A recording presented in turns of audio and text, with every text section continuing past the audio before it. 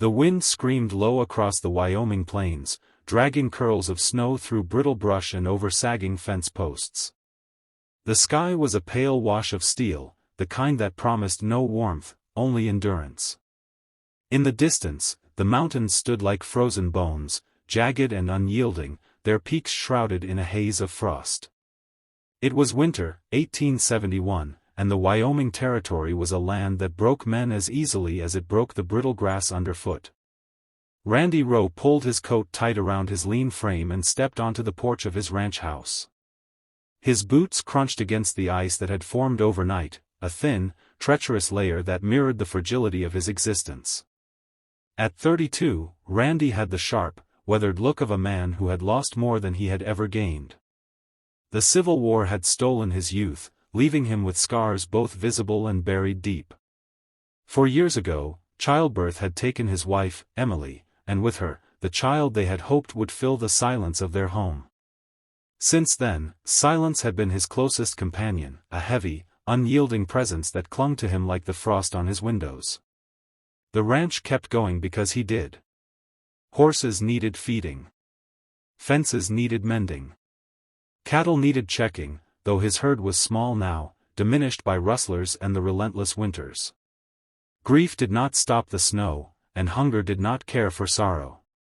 The land stretched endlessly in all directions, wind-battered and unforgiving, much like the heart inside his chest. He spoke little these days, save for the occasional trip into Dry Hollow, the nearest town, for feed, salt, or nails. His words were spare, his interactions brief.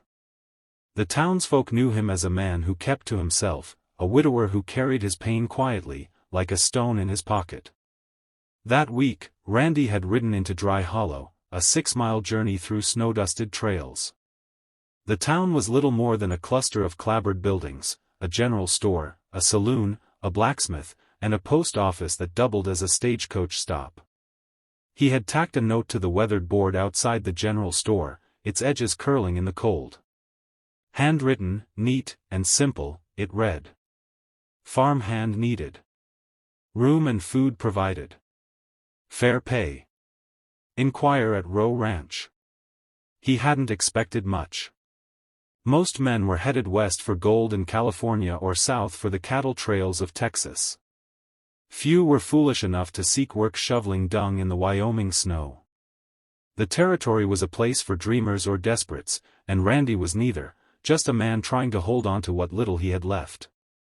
On his ride back from town, his horse plodding through the snow, Randy had passed a girl sitting on the stoop outside the bakery. She was young, maybe 19, thin as a willow branch, her frame swallowed by a threadbare coat that looked like it had been scavenged from a corpse. Her feet were bare, wrapped only in burlap and twine, the kind of makeshift protection that spoke of desperation. She sat with her chin low, her eyes fixed on the dirt, her dark hair falling in uneven strands across her face. As Randy's horse clopped past, she looked up for just a moment. Her eyes, blue-gray like thawing lake water, caught his. There was nothing in them, no plea, no fear, no hope. Just silence, deep and unreadable. It stopped him cold, like a gust of wind cutting through his coat. He held her gaze for a heartbeat, then turned away, urging his horse onward. That night, the wind howled harder, rattling the shutters of his ranch house.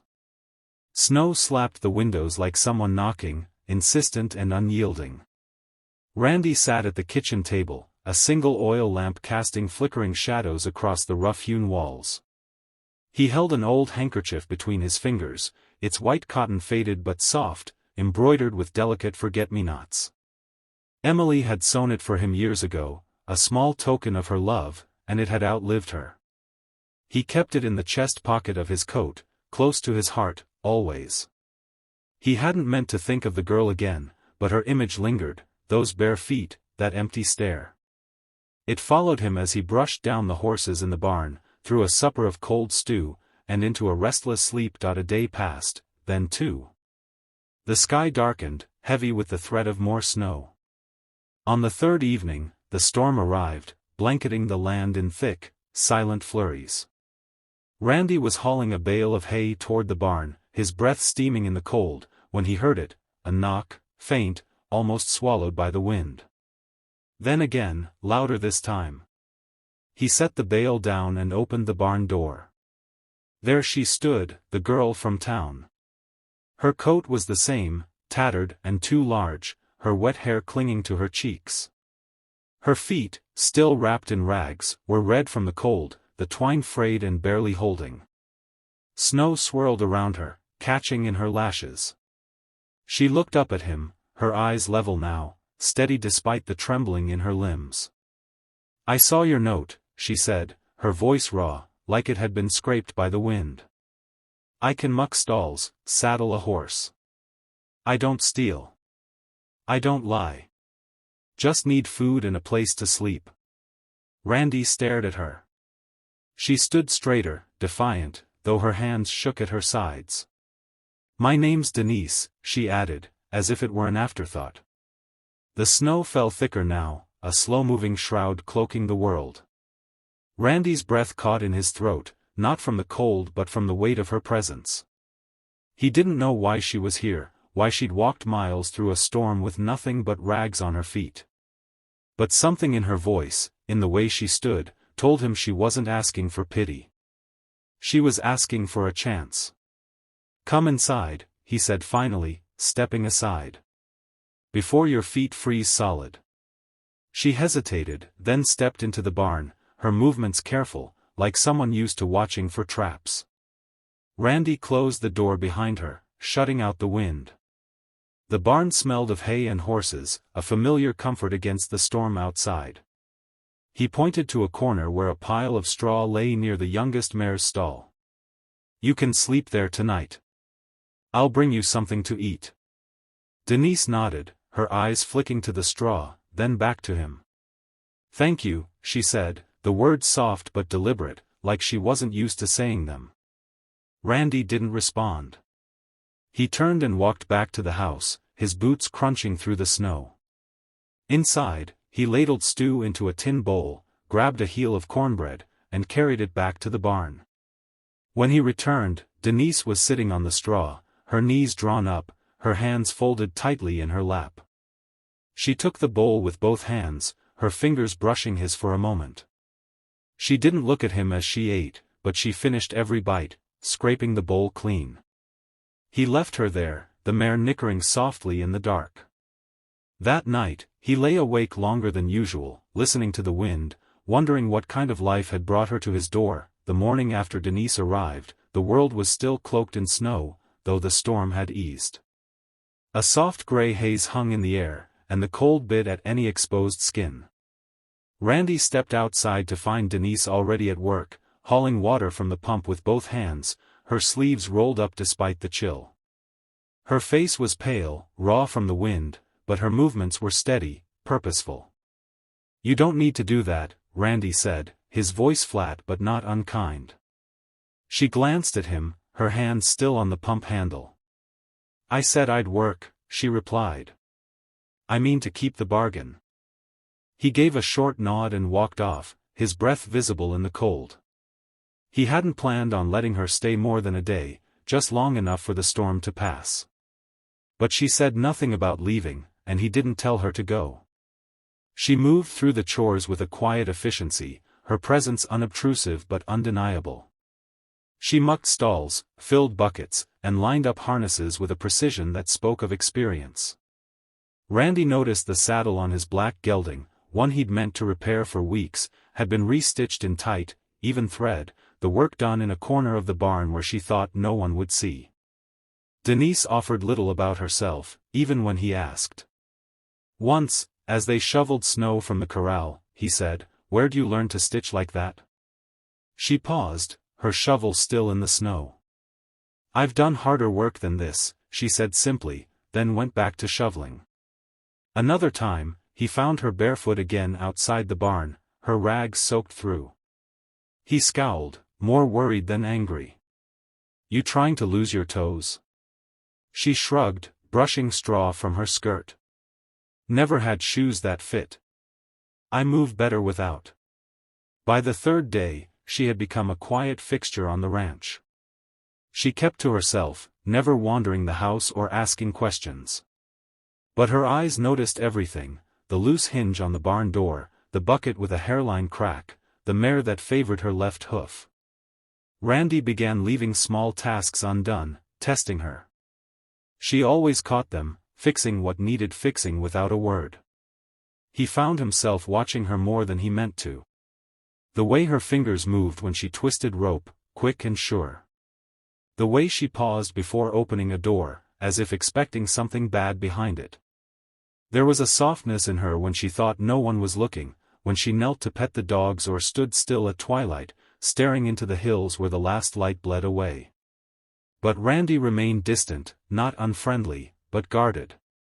A man who had buried his heart deep beneath the prairie dirt couldn't dig it up so quickly. Yet Denise's presence unsettled the silence that had ruled his life for too long, like a stone dropped into still water. One late afternoon, as snowflakes began to fall again, Randy entered the barn to fetch a lantern. What he saw made him freeze in the doorway. Denise sat on a bale of hay, needle and thread in hand, his old coat laid across her lap. The cuff was torn, the elbows worn thin, but she was stitching it closed with careful, deliberate movements.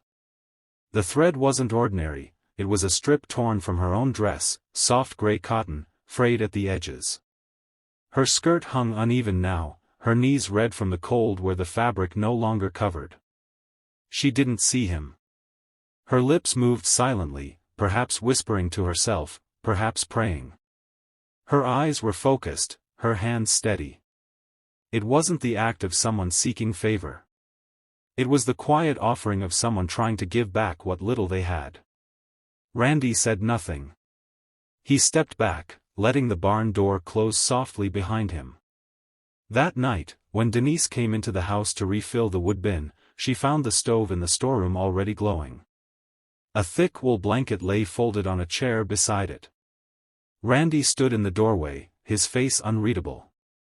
"Sleep here tonight," he said. "Barn's too cold." Denise looked at him, then at the fire, then at the blanket. Her eyes shimmered, but she didn't cry. She nodded, her voice barely a whisper. "Thank you."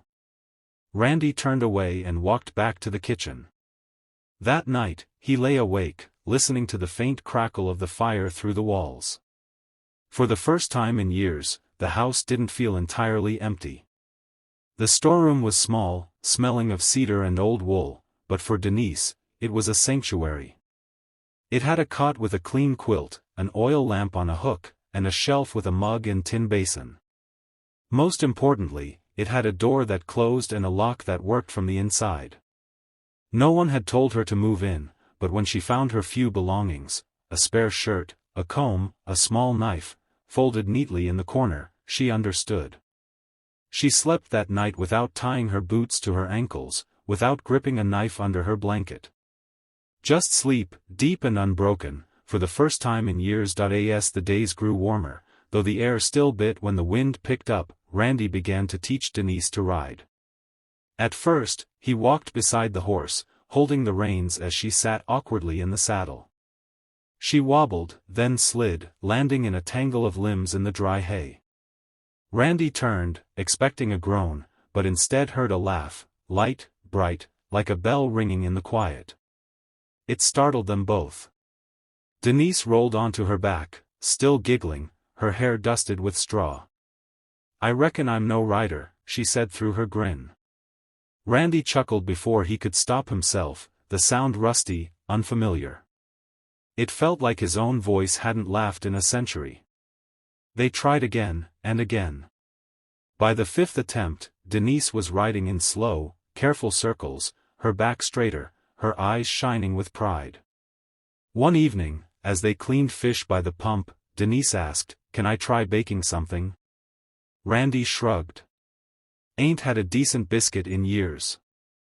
The kitchen smelled of cornmeal and salt fat that night. The biscuits were uneven, slightly burnt at the edges, but when Randy took a bite, he paused, then reached for another. Denise leaned forward, watching him. "Well?" He swallowed. "Better than anything I've cooked." Her smile lingered through supper, a quiet warmth that filled the room. He didn't tell her that he hadn't eaten like that since Emily died, but the thought hung between them, unspoken. The rhythm of the days shifted. Denise kept up with the chores, but now Randy slowed to show her tricks: how to spot a horse's illness early, how to mend wire fencing without replacing the whole line. She listened with the focus of someone who knew survival depended on learning fast. There were still no questions, not from her, not from him. But the silence between them grew softer, warmer, like the first thaw after a long winter. One night, the sky cracked open, the wind carrying the smell of ice. By midnight, the barn door slammed so hard it woke them both. Randy grabbed his coat, but Denise was already outside. The youngest mare, Daisy, was in labor, but the foal was stuck, its legs bent awkwardly. Denise knelt beside her, bare arms working under the mare's belly. "She's breathing wrong," Denise muttered. "She's straining." "Let me," Randy began, but she shook her head. "I can do it," she said. "Just hold the lantern." He held the light, his hands steady despite the cold. Denise worked with trembling fingers, whispering low and steady to the mare. Finally, the foal slipped free, slick and shivering. Denise pulled it close, wiping it clean with a scrap of cloth, cradling it like a child. The mare nickered weakly, and Denise leaned her forehead against the horse's flank, eyes closed, exhausted but relieved. Randy said nothing, only watched. The next morning, the sun broke through frost-covered glass. Denise woke to the smell of firewood burning in the stove. When she opened the storeroom door, she nearly tripped. A pair of boots sat outside, handmade, stitched from real hide, the soles lined with wool, fitted for her feet. She stared at them, her hand trembling as she touched the seams. No one had ever made anything for her before, not out of care, not out of gentleness. She didn't try them on, not yet. She placed them carefully beneath her cot, where she could see them every night before she slept. The wind rattled the shutters, and a coyote howled somewhere on the range. Near midnight, Randy stirred, woken by a muffled cry, sharp and wounded. He grabbed his coat and stepped into the hallway. The light under Denise's door was out, but the cry came again, quieter now. He opened the door gently. Denise sat on the floor, knees drawn to her chest, trembling. Her blanket was tangled nearby, like she'd fought it in her sleep. Her shirt hung loose, and as she shifted, the lamp's glow caught a jagged scar running from her left shoulder to her spine, pale and rough, a wound that had healed but not faded. "I'm fine," she whispered, her breath quick, like she'd been running in a dream. Randy's voice was quiet. "What happened to you?" She hesitated, then spoke, her voice flat but heavy. "My mother was Apache. My father was Mexican. They met when she was pushed off her land. He worked the railroads, came north. They had nothing, but they tried to build a life. They were caught. Father was hanged for stealing a mule he never touched. Mother was sent south. I never saw her again." She stared into the corner. "I was sold to a rancher in Utah at 12. Said I could cook and clean, stay in the barn. By 16, I knew better. He whipped me once for dropping a plate. That," she nodded at the scar, "was the second time. I played dead during a fire, rolled under the boards, let the smoke blacken my face. They thought I burned. I walked 3 days barefoot before I begged for bread again." She looked up, meeting his eyes. "My name ain't Denise. I don't remember my first one. The last person who called me anything kind died too soon." The silence that followed was deep, wide. Randy stepped back, closing the door softly. The next morning, he went to the shed and pulled out oak planks he'd saved for a cradle that never held a child. He worked all day, building a sturdy bed frame for Denise's room. That night, as she stared at it, he said, "It won't break. Not ever." She nodded, speechless, and reached out. Randy took her hand, his calloused fingers brushing hers. His grip was firm, a promise, you don't have to run anymore." Spring approached, the snow melting in patches, revealing muddy roads and hoof prints. In Dry Hollow, tongues loosened.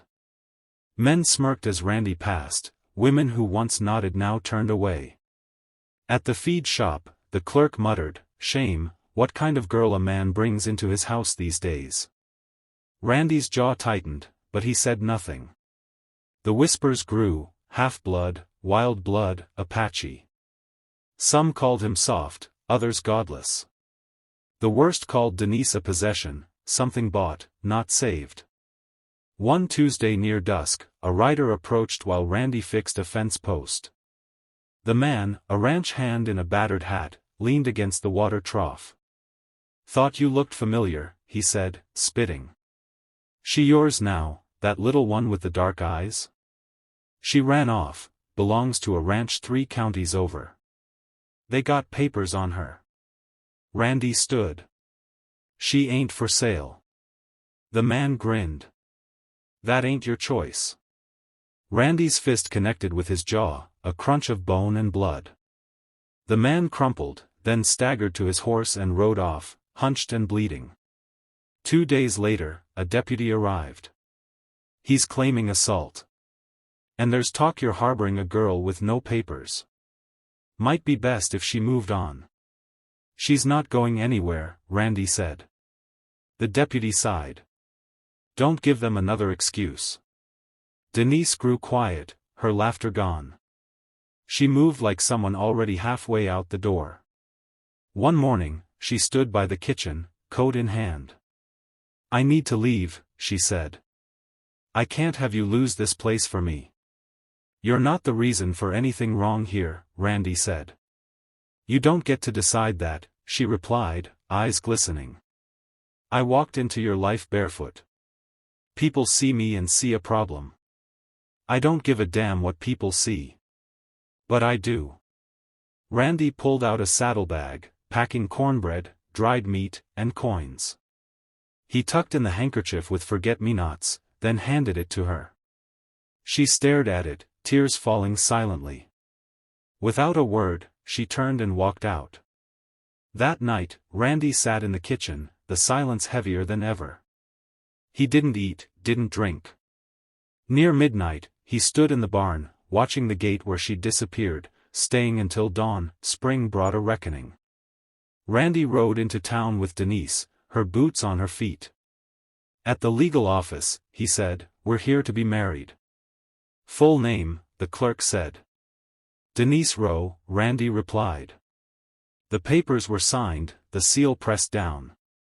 Word spread, and the whispers faltered. The man who'd claimed Denise was charged in another county, his claim dismissed.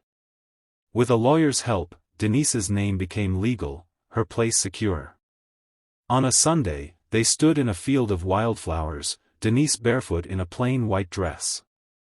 Randy took her hands under a cottonwood tree. "I have no ring," he said. "I never needed one," she replied. They shared bread and apples, laughing at nothing and everything. That night, on the porch, Randy asked, "You warm enough?" She leaned into him. "I'm home." From 2 scarred hearts, they built a life, a love no one could take. The land, like their love, always found a way.